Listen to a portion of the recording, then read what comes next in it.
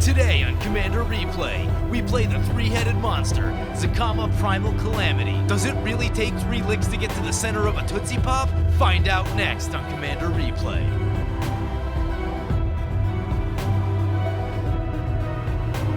Alright, welcome back. Final day of Dinosaur Week, playing Zacama Primal Calamity. Let's take a look at our opening hand. It's a little bit slow. There's some powerful stuff in our opening hand, but it's all expensive and there's no ramp. So we're going to mulligan that. We've got a Farseek in this hand. That'll get a little bit of ramp going. Right now, I'm absolutely stunned about the opening hands for this deck. This deck is almost entirely ramp, and somehow I never seem to have enough lands and ramp in my opening hand. I really don't understand. Anyway, we'll keep. We draw into a Path of Exile. We'll play the Stomping Ground tapped. Pass the turn. So we're playing Zacama Primal Calamity. It is 6 red-green-white for a 9/9 with Vigilance, Reach, Trample. When it enters the battlefield, if you cast it, untap all lands you control, which is absolutely ridiculous, and then 3 activated abilities, 2 in a red, 3 damage to a creature, 2 in a green, destroy target artifact or enchantment, and 2 in a white, gain 3 life. Each one of those abilities is insane, paired with the fact that Zacama is essentially free and can even net you mana when you cast it if you have enough lands. In my opinion, the second activated ability, destroy target artifact or enchantment, is... In a game of Commander, there's typically going to be 1 or 2 really nasty enchantments on the board, and you want to get rid of those ASAP. Having the ability to get rid of them on your Commander is just insane to me. We draw land, we're going to play the Farseek, and we'll get a Temple Garden. Pass a turn. Obviously, the 3 damage to a creature, really good if you need some removal and you need to get rid of some things on board. And the white ability, it's not the first thing that you're going to go for, but it can mess up combat math and it can get you out of Alpha Strike range, which can be really important at times. Altogether, Zacama is just a ridiculous commander. I'm not super happy that they would print a card this powerful. Granted, it takes 9 to cast it, but that's not a hard thing to do in Commander. Casting cost isn't really that much of a cost in a game of Commander. It's so easy to cheat mana cost, to use mana rocks, ramp like crazy, or just sit back for 5 or 6 turns and not make enemies and drop a bunch of lands that way. So Zacama, really, really powerful. Probably borderline a little bit too powerful. But it's who we're playing today. Hopefully we can smash face with it. Signet coming down for the Gaddock Teague opponent. There's a Nature's Lord. Nature's Lord is good. Right now, I'm going to drop the Greater Good, just because if Gaddock Teague comes down next turn, we won't be able to cast Greater Good. So I'd rather get that into play now. And then if Gaddock Teague comes down, we can still cast Nature's Lord next turn. It's a plan I'm going with right there. I don't really want to use Path of Exile or Swords of Plowshares on Gaddock Teague, but I will if I have to.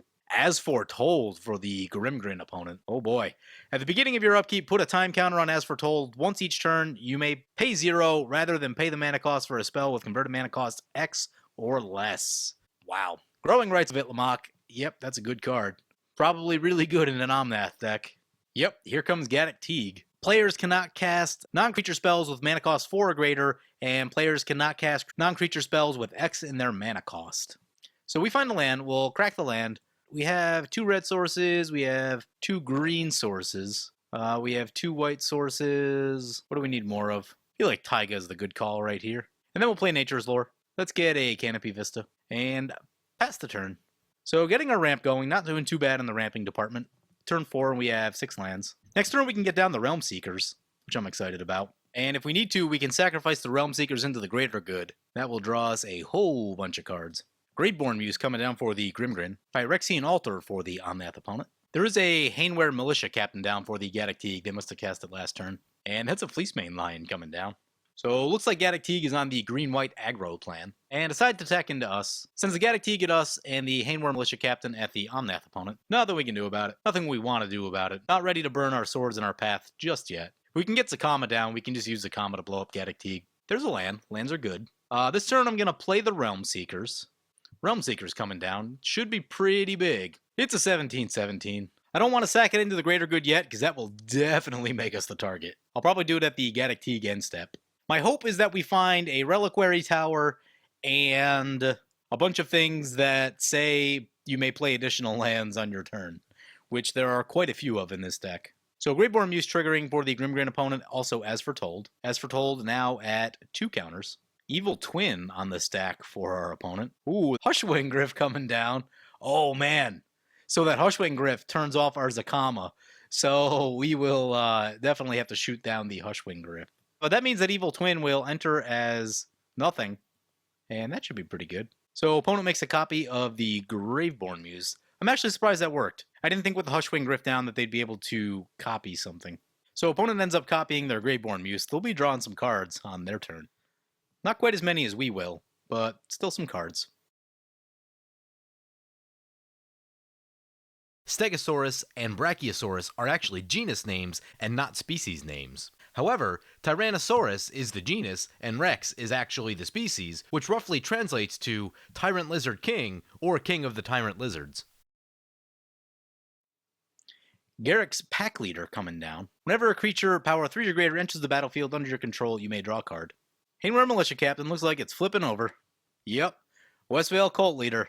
I've been seeing a lot of this thing in Commander lately. Pretty good in token decks. It gets really big and spits out a bunch of creatures, all for the low cost of 2 mana and making sure that you play enough creatures. Oh, so opponent's going to path to exile our Realm Seekers. So we are going to sacrifice Realm Seekers to the greater good, draw 17, and discard 3. That is a lot of cards. All right, let's see what we got. There's a Wayward Swordtooth. That's good. There's a Sol Ring. Get that down. Do we have a relic? Negative on the Reliquary Tower. Oracle of Moldiah would also be pretty nice, but doesn't look like we're getting that one either. How many lands do we have? We have 1, 2, 3, 4, 5, 6 lands. Let's get rid of the Mountain, the Bloodstained Mire, and this Sun Petal Grove. And Grimgrin just scooped it up. Said he had work in 15 minutes. Yeah, that seems fair. We're probably about to take a crazy turn. And then we will path to exile the Hushwing Griff. Honor of the Pure coming down for our opponent. And a Vring Windmare. Ugh, Vring Windmare. Selvala, Heart of the Wild. Pretty good. So let's play this Cavern of Souls. Choosing Dinosaur. We have 3, 4, 5, 6, 7, 8 mana available to us. We'll have exactly 9 with the Sol Ring. Oh, nope. Sol Ring cost 1 extra. Non-creature spells cost 1 more to cast. So I guess we play a bunch of creatures? We have 16 cards in hand. We will have to discard down to hand size, which I don't love. I guess we play the Sol Ring, won't net us any mana. It'll help us out for next turn. Then I think we just try to cast as many things as we possibly can. Try the Selvala, Heart of the Wild. Play the Wayward Swordtooth. It's going to trigger Selvala. We have an additional land play. We will play the Plateau. That means we have 3 mana left. We could play the Boots and then equip them to Selvala and get 5 more mana. I think I like that plan. Let's do that. Oh, the Boots cost 1 extra.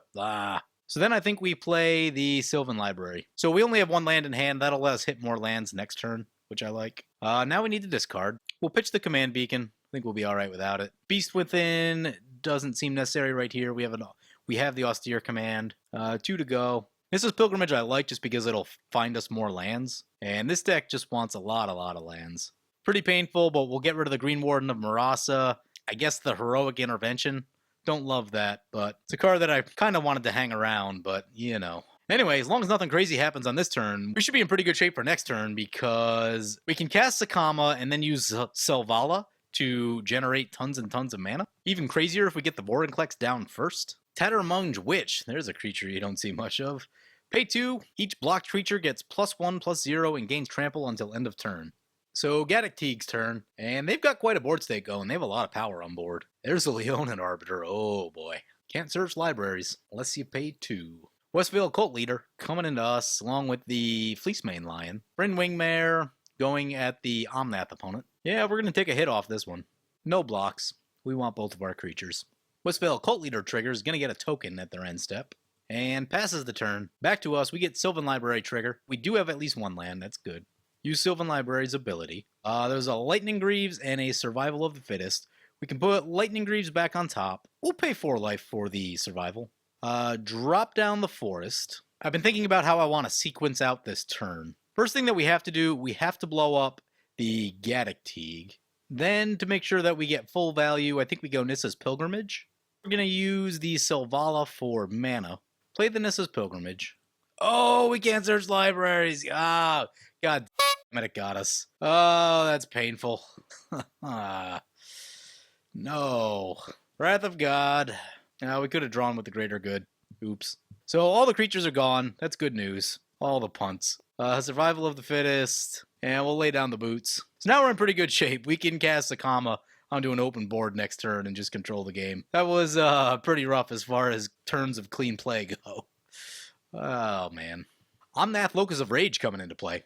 Drops a land, gets a token, cracks the land, gonna get another token. So potentially when we cast Zacama, our opponent could sacrifice their board to blow up our Zacama, which would be not great. Oh, Suppression Field. Eesh. Suppression Field hoses us pretty good. We're probably gonna need to lay down Austere Command for that. And Gaddock T coming back into play. Austere Command no longer on the table. That does mean that opponent can't sacrifice their creatures to blow us up, which is good. Sylvan Library trigger. Use the Sylvan Library trigger. Boundless Realms and a Cinderglade. We'll put the Lightning Greaves back on top since we can't do anything with it. We'll keep the land. We'll keep the Boundless Realms. Play the Cinderglade. Do a little mana count. 2, 3, 4, 5, 6, 7, 8, 9, 10, 11, 12, 13 mana. Means we can tap out 8, and we'd have 5 lands left, which would give us 10 mana available for Boundless Realms. Yeah, I like that. We're going to go Vorinclex Boundless Realms.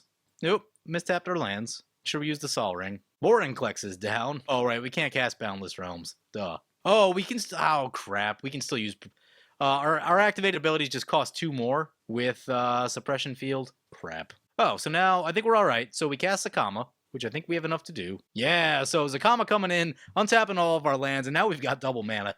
Now we can go nutso. First things first, let's get Swiftfoot Boots attached to our Zacama. Then we'll use the Zacama to, let's see. First we'll shoot the Suppression Field. It's going to cost 5 to do that. It's kind of a bit. Then destroy the Phyrexian Altar. Then shoot down the Gaddock Teague. And then play a Boundless Realms. 5 and 7. Get all the basic lands out of our deck. There are sadly not as many as I hoped. Did we get them all? No more basic lands. We got them all. Boom. Then we send Zacama into the Gaddock Teague opponent. So Gaddock Teague down to 34, 9 commander.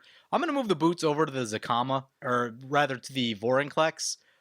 Just because Vorinclex is an absolute lightning rod, and we have so much mana now that we can easily recast Zacama, which would net us more mana by untapping all of our lands. So I think protecting Vorinclex is the smarter play right here. Opponent gets a Vorinclex trigger. Let's always yield to that one. So Ingot Chewer evoked coming down for the Omnath opponent. See what they go after. Probably the Swiftfoot Boots. Yep, going after the boots. So not going to be able to protect Vorinclex. Ingot Chewer is an elemental, so it does trigger Omnath. Ooh, opponent pings us. They can't kill us, can they? We're down to 15. Man, do we need to get back to our turn to start gaining life with Zacama. Opponent passes the turn. Nice. No attacks. If they forced an attack right there, they could have put us into a pretty precarious situation. Ooh, opponent recast their commander into the Vorinclex. They're pretty much giving up their next turn to have that Gaddock Teague in play. That's pretty rough. There's a Gisela. Sylvan Library. Use Sylvan Library. We have a Ranger's Path and a land. What I'm going to do right here, we're going to keep the Ranger's Path. We're going to put Gisela back on top, and then put the Clifftop Retreat back on top. We'll keep the Ranger's Path, and then we're going to... Oh, crap, we can't. We have to blow up the Gaddock Teague before we can Genesis Wave. Shoot the Gaddock Teague. Gaddock Teague scoops. Yeah, I thought they would after that one. Then, how much do we go on this Genesis Wave? We'll go one more. That seems like plenty. Genesis Wave for about 1 million. X18. Top 18 cards of our library. Garrick, Mirari's Wake, Duelist Heritage. A lot of hits on this one. Almost entirely permanents. Crucible of Worlds, Rites of Flourishing, Clifftop Retreats. And opponent scoops it up. Nice. So that's Zacama, generating lots of mana and doing crazy, crazy stuff.